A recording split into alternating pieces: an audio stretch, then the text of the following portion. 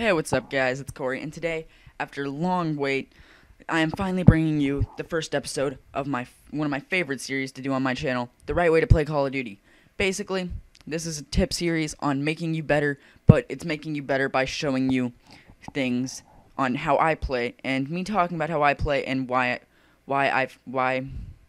I do certain things, and why these certain things overall improve my score. And hopefully this will help you improve your score in games just by a few of these tips that I'm about to tell you. Guys, so as I said I wouldn't, I decided to, which I talked about in my last video. This is just a basics video. Okay, so you see me getting in these power positions. Well, not really. I don't want to call them power positions. I more or less want to call them lines of sight, which is what they're truly called. They're power positions and lines of sight. That spot where I got in by the bar was a spot where they could not see me, but I could see them. And it was a lot harder for them to get me than it was for me to get them. Same with that second spot, guys. And, yeah, so just figuring out those kind of places where you have the total advantage on some kid if they were to walk out makes it a lot easier. Being in an unexpected spot where he will have no idea where you are. Okay, so right there I died. And, guys, I want to talk about something really quick, guys, as I get into the video. Unsilenced weapons and silenced weapons are a big deal in this game, but I'm going to go more in depth on that in another episode of The Right Way to Play Call of Duty, because I more or less want to talk about these basic tips to improve your score. Okay, so as you can see there, got outgunned. I did not have my sights on where I needed them to be on. But another really important thing, just figuring out where they are, and as you saw, that gunfight that me and that guy fought was pretty even. We both saw each other, we both knew kind of where we were, and he basically had his sights up first and basically had a more accurate gun. But right here, these next two kills that I'm going to get are really, I'm going to talk about those in a minute. Look at this guy, climbing over the rails, probably just tried to pull up his sights right as he saw me. Those last two gunfights, those were really favored in my advantage. As you saw, I shot one guy in the back, or actually the side, and I shot another guy as he was climbing over something. That guy is another unfair gunfight. But you're probably like, how is that unfair? He was looking at you. The difference between that guy and other guys that are just looking at me is the fact that that guy was sprinting. I'm walking around and not really sprinting. While you're sprinting, you have an unfair advantage, or you are at a disadvantage due to the fact that you have to stop, pull up your sights, and it's a lot harder to kill someone when you have to stop, pull up your sights, and basically get ready. Okay, so these next few kills are, once again, just me getting them when I have a better advantage. And basically, another thing is being able to know when you can win a gunfight and when you're going to lose a gunfight.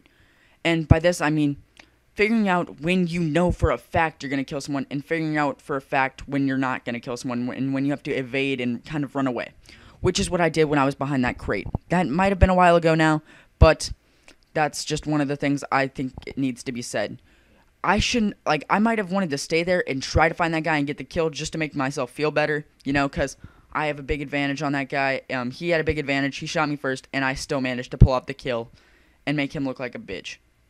Okay, so the next thing I want to say is figuring out, things like just little tips, like as I put in my FMG tip, that when you pull it out the first time, it's going to have those animations. The second time, it's not, though. And that's a big tip, because whenever I pull them out, you will see that I don't have the animation. That's because I get rid of that animation at the very beginning, because I don't want to have to deal with that when I'm getting in a gunfight. That's just really a hassle to have to deal with.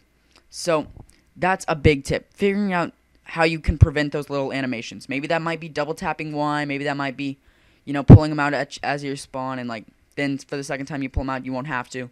But yeah, just a little thing that I feel really helps my score improve and gets me better prepared for when I go into combat. Okay, so as you see there, I'm using my perks to my advantage. I used marksman to be able to spot this guy from a ways away. And still using my cover, I get a guy that's sprinting, clearly have the advantage.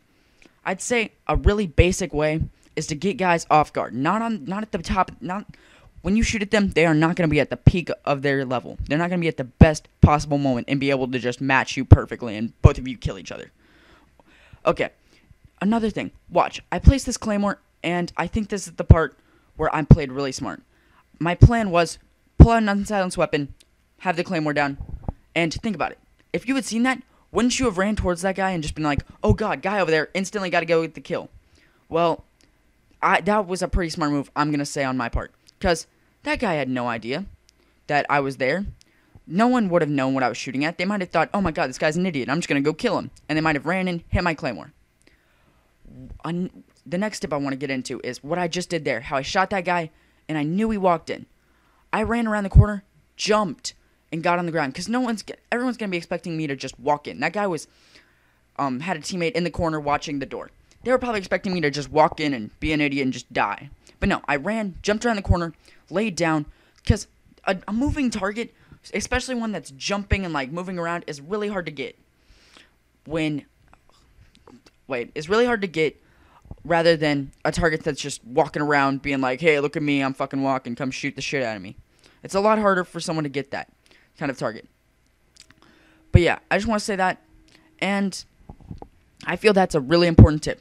Just don't be a generally idiot. Like, kind of think about it. Give it a split second of a thought before you actually do something. Right there, I would have probably gotten the MOAB if I hadn't been knifed by that guy, and that guy got lucky as fuck because he got 20 shots in his face and is a bitch. Okay, but yeah, right there, I might have not gotten the MOAB, but whatever, guys. And just another thing, building up point streaks, because, okay, as you see, I'm already walking into this next gunfight with sleight of hand. So even if I had shot that guy and I needed to reload, I had sleight of hand pro rather than having just gotten it right after killing him.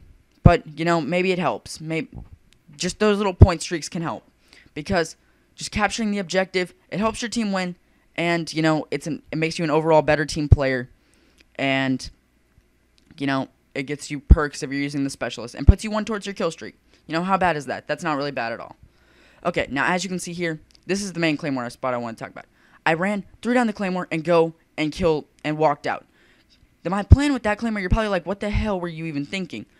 The plan with that claymore was, if I get in a bad situation and I have to run away, run back, that guy's obviously going to start chasing me. And unless he has Stalker Pro, he's probably not going to hit my claymore and die. And even if he did have Stalker Pro, I could just run around the corner, lay down, and fuck him up. Okay, so right here, switch to my guns, because I did the animation switch at the beginning. Managed to get the kill. And guys, this has been Corey. I'll talk to you later.